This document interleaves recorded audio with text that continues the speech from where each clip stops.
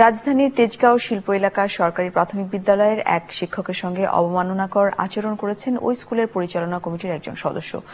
ঘটনার বিচারের দাবিতে সড়ক অবরোধ ও ক্লাস বর্জন করে শিক্ষার্থীরা। স্কুল কমিটির সভাপতি বলেছেন, ঘটনার জন্য তিনি ক্ষমা চেয়েছেন। মোস্তফা মল্লিকের রিপোর্ট। তেজগাঁও শিল্প এলাকা সরকারি প্রাথমিক বিদ্যালয়ের শিক্ষক মোহাম্মদ শরীফকে 17 জানুয়ারি স্কুল ব্যবস্থাপনা কমিটির সদস্য মোহাম্মদ ইসহাক সপ্তম শ্রেণীর ক্লাস চলার সময় এক শিক্ষার্থীর ভর্তির জন্য তদবির করেন।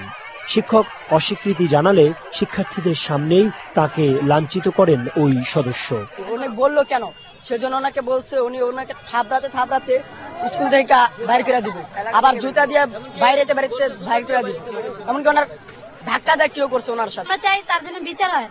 আগে শরীফ স্যার অপমান করছে, আরেকদিন তো হেড স্যারও অপমান করবে। ওই ঘটনার বিচার না হওয়ায় ষষ্ঠ থেকে অষ্টম শ্রেণীর শিক্ষার্থীরা ক্লাস বর্জন করে। এক পর্যায়ে মূল সড়ক অবরোধ করে শিক্ষার্থীরা। দুপুর 12টার দিকে স্কুলে গিয়ে দেখা যায় মূল গেটে তালা দেয়া হয়েছে। আপনাদের কাছে যাওয়ার কারণে আমাদের আটকানো হয়েছে এবং স্কুল কমিটির সভাপতিকে শিক্ষার্থীরা অবরুদ্ধ করে রাখে। গণমাধ্যমের উপস্থিতি টের পেয়ে গেট খুলে দেওয়া হয়। তাৎক্ষণিকভাবে আমি জিনিসটা মীমাংসা করে দিচ্ছি, ওই সদস্যকে দিয়ে স্যারের পায়ে ধরায় মাপসা হয়ে সমাজ করে দিচ্ছি। কিন্তু সে যে বলছে যে আমাদের স্যারকে জুতা দিয়ে পিটেছে। কে বলছে? জুতা দিয়ে পিটে কথা বলছে, বোকার মতো কথা বলে কেন? বাচ্চারা আমার কথা শুনে নেয়, আমি বাইরে গিয়ে তাদের মানা করেছি। শিক্ষক শরীফ বলেন, কোনো কারণ ছাড়াই তাকে অপমান করা হয়।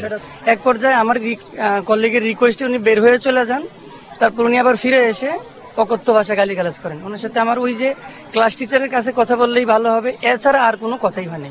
অভিযুক্ত কমিটি সদস্য ইসহাক ক্ষমা না চাইলেও কমিটির সভাপতি তার পক্ষে ওই শিক্ষকের কাছে ক্ষমা চেয়েছেন। 2013 সালে তেজগাঁও শিল্প এলাকা সরকারি প্রাথমিক বিদ্যালয়কে অষ্টম শ্রেণী পর্যন্ত উন্নীত করা হয়। এ প্রতিষ্ঠানে 1700 শিক্ষার্থীর জন্য শিক্ষক 10 জন। Mostafa Mallik, channel I, Dhaka. শিক্ষা সংবাদ।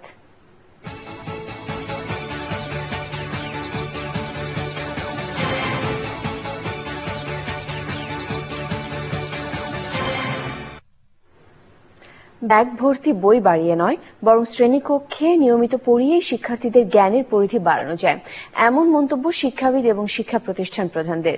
শিশুদের বইয়ের বোঝা নিয়ে মোস্তফা মল্লিকের 2 পর্বের রিপোর্টে আজ শেষ পর্ব।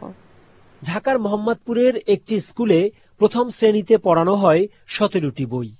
ঢাকার একাধিক কিন্ডারগার্টেন স্কুলে দ্বিতীয় শ্রেণী থেকে পঞ্চম শ্রেণী পর্যন্ত 20টি বই পড়ানো হয়।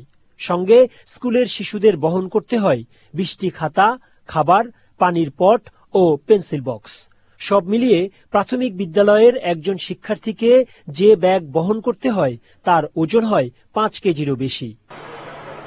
গত 40 বছর শিক্ষকতা করেছেন অধ্যাপক সৈয়দ আনোয়ার হোসেন। শিশুদের পিছে ভারী ব্যাগ দেয়া তার মতে অত্যাচার। শিক্ষামন্ত্রীর দায়, শিক্ষা মন্ত্রণালয়ের দায়, অর্থাৎ শিক্ষা সংশ্লিষ্ট প্রতিষ্ঠানগুলো, তার মধ্যে স্কুলগুলো আমি ধরছি, তাদেরই দায় ছিল যে শিশুরা যেন জ্ঞানের বোঝার বইয়ের বোঝায় আক্রান্ত না হয়। কিন্তু তাই তো হয়ে গেছে। তো আমার কাছে মনে হয় যে আমাদের গোটা শিক্ষা ব্যবস্থা নিয়ে নতুন করে ভাবতে হবে। নীতি নির্ধারকদের এ বিষয়টি নিয়ে এখনই ভাবতে হবে বলে মনে করেন ঢাকার শীর্ষ স্কুলগুলোর মধ্যে অন্যতম গভর্নমেন্ট ল্যাবরেটরি স্কুলের প্রধান শিক্ষক। ক্লাসের জন্য অধিক বই থাকাটা যুক্তিসঙ্গত না। আমাদের পাঠ্য বই যেগুলো সরকার দিয়েছেন সেগুলো যথেষ্ট। সাইকোলজিক্যালি 5 এবং 6 প্রায় সেম, সেখানে 6 উঠলে 14 বই পড়তে হয়। আমরা যেটা অনুভব করি যে এতগুলো বই তাদের জন্য একটা বার্ডেন হয়ে যায়। অতিরিক্ত বই নিয়ে প্রতি বছরই অভিভাবক আর শিক্ষকদের মধ্যে অপ্রীতিকর ঘটনার কথা জানালেন উইলস লিটল ফ্লাওয়ার স্কুলের অধ্যক্ষ। বাচ্চাদের যে পরিমাণ প্রেসার পড়ে এই বইয়ের বোঝা বহন করতে, এটা মানে একটা বাচ্চার বুদ্ধি বিকাশের ক্ষেত্রে, শারীরিক বিকাশের ক্ষেত্রে আমি অন্তরায় মনে করি। বইয়ের বোঝা কমাতে উদ্যোগ নেওয়া হচ্ছে বলে জানিয়েছেন ঢাকা শিক্ষা বোর্ডের চেয়ারম্যান। বইয়ের চাপ কমানোর ব্যাপারে আছে, বইকে সুপাঠ্য, গ্রহণযোগ্য, আকর্ষণীয় করার ব্যাপার আছে। 3টি বই অলরেডি কমিয়ে দেওয়া যায় কিনা পাবলিক পরীক্ষা থেকে সে ব্যাপারে সুনির্দিষ্ট সেখানে সুপারিশ গ্রহণ করা হয়েছে। তা আমরা আশা করছি যে আমরা কারিকুলামে মোটামুটিভাবে একটা গ্রহণযোগ্য পর্যায়ে নিয়ে আসছেন।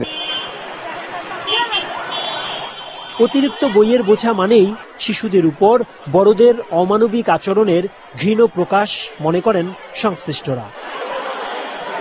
Mostafa Mallik, channel I, Dhaka.